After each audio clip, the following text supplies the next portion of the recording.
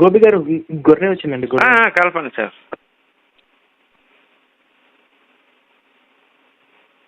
The person you are speaking with has put your call on hold. Please stay on the line. ఇప్పుడు చెప్పండి, మీ problem ఏంటి చెప్పండి.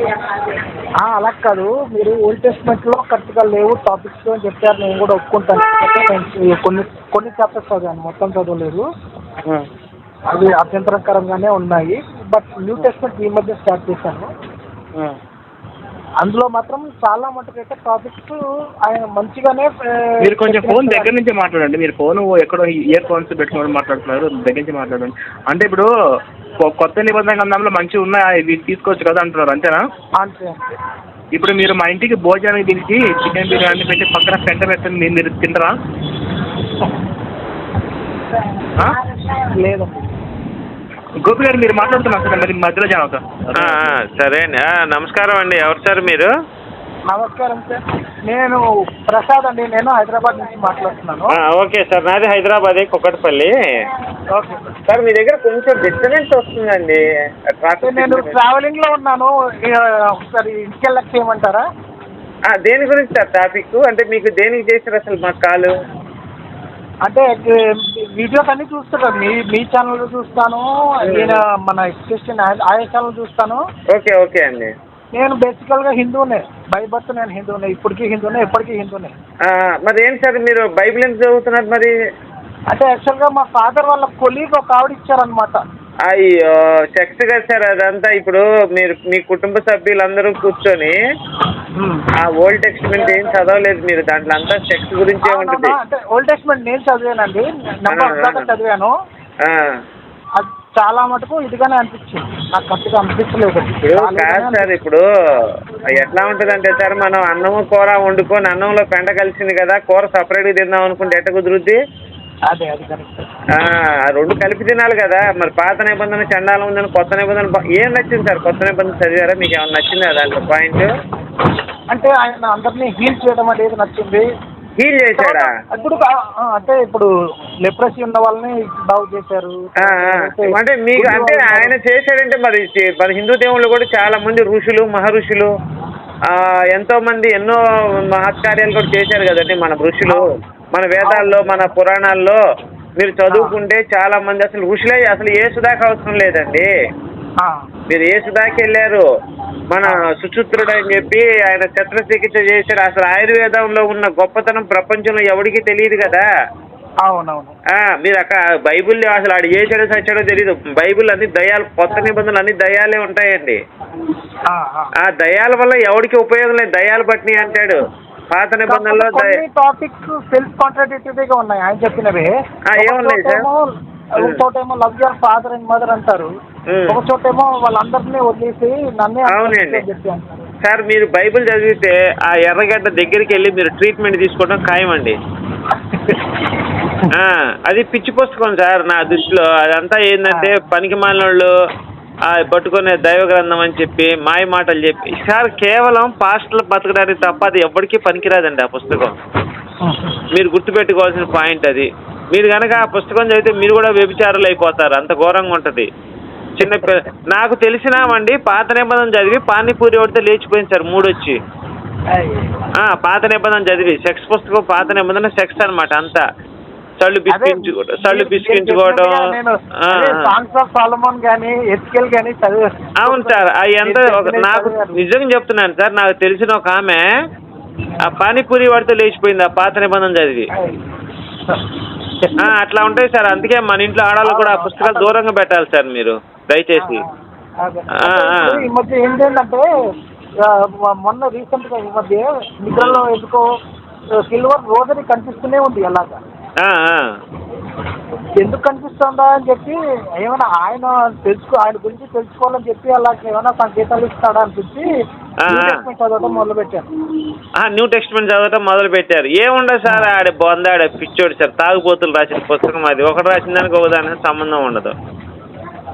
Actually ఆయన photo కూడా మా దగ్గర ఉంది, కానీ ఎప్పుడు ఆయన ఫోటో తీసినా ఒక రకమైనటువంటి మంచి ఆధ్యాత్మిక ఫీలింగ్. మన ఇప్పుడు ఏముండదు, అదంతా మీ పిచ్చి సార్, మీ భ్రమ అదంతా.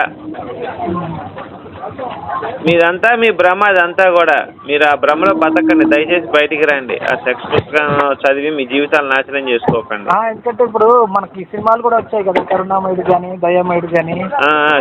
సినిమాలేనండి. డివైన్ పర్సనాలిటీ మాత్రం ఆయన మొహంలో కనిపిస్తుంది.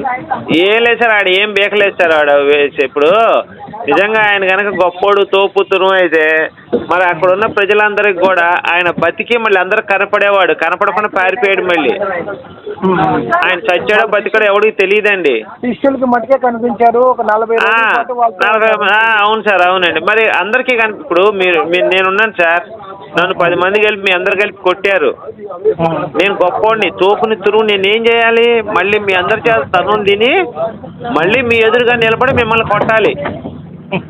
అప్పుడు నేను హీరో అవుతాను. నేను పారిపోతే హీరోయిన్ ఎలా అవుతాను సార్? మీ చేత దెబ్బలు తిని నేను పారిపోతే హీరో అయిపోతానా? అంటే నిద్రలో ఇలా ఎందుకు కనిపించిందా అనేది నాకు ఇప్పటికీ అర్థం కాదు. కల్లో కనిపించింది. అయితే మీకు కల్లో అంటే మీకు ఏసు కనపడ్డా కల్లో? సిల్వర్ రోజరీ ఉన్నట్టుగా కనిపించింది. అర్థం కాలేదండి, అర్థం కాలేదు. మెడలో సిల్వర్ వేసుకుంటారు కదండి, రోజరీ వేసుకుంటారు కదా. ఓకే, ఆయన కనపడ్డా? సిల్వర్ లో ఉన్నది ఆయన క్రాస్ కనిపించాడు. కాదు సార్, ఇప్పుడు మీకు సిలువ వేసుకున్న వ్యక్తి కనపడ్డా లేకపోతే ఎట్లా? ఆ రోజరీయే కనిపించింది. సిలువ కనిపించిందా? సిలువలో కనిపించింది. అది నాకు తెలిసి మీరు ఏమన్నా మ్యాక్స్ చేస్తున్నప్పుడు ఏమన్నా ప్లస్ కనిపించి ఉంటుంది సార్, నేను అనుకోవటం. అది కాక అంటే ఏంటంటే నేను సికింద్రాబాద్లో మా ఆఫీస్ ఉంటుంది. మొత్తం అంతా మీరు అకౌంట్స్ డిపార్ట్మెంట్ ఏమన్నా? ఏమండి, మీరు అకౌంట్స్ డిపార్ట్మెంటా? ఇక్కడ సికింద్రాబాద్ సైడ్ మా ఆఫీసులు ఉంటాయి అన్నమాట. అది సార్ అదే రూట్ లో వెళ్తాను. అక్కడ ఎక్కువ చర్చలు ఉంటాయి కదా, అదే మైండ్ లో ఉండిపోయి అలా కనిపిస్తాయి. కానీ నాకు ఒకసారి మన సినిమా యాక్టర్లు ఉంటారు కదండి, హీరోయిన్లు, వాళ్ళు అప్పుడప్పుడు నగ్నంగా కనపడుతుంటారు నాకు. నిజమండి, అబద్ధం కాదండి బాబు. అనుష్క ఉంది, అనుష్క కనపడింది నాకు ఒకసారి బట్టలు లేకుండా. మరి ఇప్పుడు నేనేం చేయమంటారు చెప్పండి సార్? చెప్పండి. ఏం చేయమంటారు నన్ను ఇప్పుడు? నిజమేనా అది? మరి నమ్మమంటారా? నాకు బట్టలు లేకుండా అనుష్క కనపడింది, మరి అనుష్కని పోయి అడగమంటారా? లేదండి, లేదు. మనంత ఎరుపు గడు రెండో గడు ఉండడు సార్ అట్లాంటి పనులు చేస్తే. అర్థమైందా సార్? కానీ ఇలాంటి పిచ్చి ఆలోచనలు మానుకోండి సార్. శుభ్రంగా మన హిందూ సాంప్రదాయం గొప్పది ప్రపంచంలో కల్లా.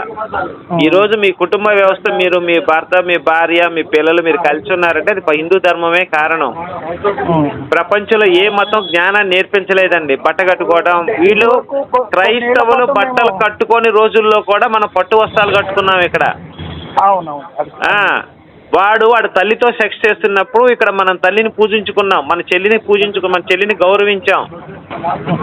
ఈ ప్రపంచం మొత్తం కూడా భారతదేశం వైపు చూస్తుంది, కుటుంబ వ్యవస్థ బలంగా ఉందని చెప్పి. ఇన్ని నిజాలు ఉన్నాయి సార్. మన హిందూ ధర్మం యొక్క గొప్పతనం తెలుసుకోండి. ఫస్ట్ మీరు హిందూ గ్రంథాలు చదవండి, రామాయణం చదవండి. రామాయణంలో కుటుంబ వ్యవస్థ ఎలా ఉంది అది గమనించండి ఫస్ట్ మీరు. అవన్నీ చదువుకుంటే మీకు ఒక జ్ఞానోదయం అయింది. చిరువు కనపడింది, ఇంకొకటి ఆడపిల్ల కనపడింది, ఇంకొక కొజ్జాది కనపడింది అని మనసులో పెట్టుకున్నారు అనుకోండి, మీ జీవితాలు నాశనమై పతనం అయిపోతారు మీరు, దేనికి పనికి రాకుండా. అంటే ఇదివరకు కొన్నేళ్ళు మేము అనంతపూర్లో ఉండేవాళ్ళం.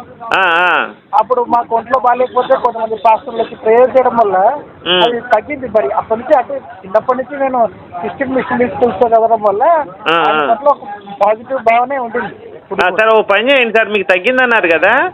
అవునండి. మీరు ఒక విషయం తాగండి సార్. మీరు ఏ పాస్టర్ దగ్గరికి వెళ్తారో చెప్పండి, నేను వస్తా. మీకు తగ్గిపోతే నేను కూడా క్రైస్తవ మతంలోకి వచ్చేస్తాను. మరి ఆయనే చెప్తారు కదా, ఆయన నమ్మకం ఉంటే ఏ విషయం తాగినా ఇదే మళ్ళీ సబ్స్టైడ్ అయిపోతుందని ఆయనే చెప్తారు. అదే చెప్తున్నాను సార్ నేను. మీకు నమ్మకం ఉందా లేదా? మరి మీకు నమ్మకం ఉందా లేదా? నమ్మకం అయితే ఉంది. మరి ఉంటే ఇంకేం సార్? అట్టయితే మీరు లారీ కింద ట్రైన్ కింద పడండి. మీరు చక్కగా బతికారనుకో, నేను కూడా చక్కగా అయ్యా ఇదిగో మీ సాక్ష్యం చూపించి నేను కూడా క్రైస్తవుడిగా మారిపోతాను. ఇంకా దిగులు లేదు నాకు. ఇంకా అంటే ఇప్పుడు మనకి అలా జరిగిన తర్వాత ఒక పార్ట్ ఆఫ్ పాజిటివ్ యాటిట్యూడ్ మనకు డెవలప్ అవుతుంది సార్. నాకు 2 రోజులు మోషన్ అవ్వలేదు సార్. మా ఇంటి దగ్గర చెట్టు ఉంది, చెట్టుకు దండం పెట్టుకున్నా, 3వ రోజు మోషన్ అయింది. ఇప్పుడు ఆ చెట్టు దేవుడు అయిపోద్దా నాకు? లేదు సార్ మన యాదృచ్ఛికంగా మన జీవితంలో కొన్ని సంఘటనలు జరుగుతుంటాయి సార్, దానికి దేవుడికి ముడి పెట్టకూడదు అనేది నా అభిప్రాయం అండి. అది చదువుకున్న వాళ్ళు తెలివిగలవాళ్ళు చేసే పని నాకు తెలిసి. ఓకేనా? దేవుడు ఎప్పుడు దేవుడు అనేవాడు శాడిస్ట్ కాకూడదు సార్, గుర్తుపెట్టుకోండి. ఆడు నా దగ్గరికి రాలేదు, నన్ను చూడలేదు, నాకు మొక్కున్నాడు, నాకు వరం తీర్చలేదు అనేవాడు నేను చెప్పిస్తాను. అలాగే ఉంది. అదే ఓల్డ్ టెస్ట్మెంట్ అంతా కూడా ఇదే ఉంటుంది. నువ్వు నన్ను నమ్మలేదు, నీ భార్యను తీసుకెళ్ళిపోకూడదు. నేను తప్ప వేరే వాళ్ళు ఎవరికి నువ్వు అయ్యో నమ్మకపోతే కాదు, నన్ను నమ్మకపోతే నీ భార్యను తీసుకెళ్లి పక్కింటోడి దగ్గర అన్యులకు అప్పచెబుతాను అంటాడు. అవునవును అవును. మరి అలాంటి వాడు దేవుడు ఎట్లా అవుతాడు సార్? నేను ఆయన దేవుడు అని చెప్పట్లేదు కదా, నేను న్యూ టెస్ట్మెంట్ గురించి మాట్లాడుతున్నాను. సార్ ఆయన నమ్మకపోతే ఈయన నమ్మిన ఉపయోగం లేదు సార్, అదొక మళ్ళీ ఏదో సాగు ఉంది ఇక్కడ. నేను ఈయన నమ్ముతున్నాను, ఆయన నమ్మనంటే మరి ఆయనకి ఇద్దరు మరి తండ్రి కొడుకు కాబట్టి అది కరెక్ట్ కాదు. అది ఓకే ఓకే, వాళ్ళు ట్రినిటీ అంటారు కాబట్టి అందుకని మీరు దెబ్బ అయిపోతారు మళ్ళీ. దెబ్బ కాదులే, మీరు ఒకసారి ఆలోచించుకోండి. సరేనా సార్? మరి రైట్ అండి. రైట్ సార్, ఓకే అండి, రైట్.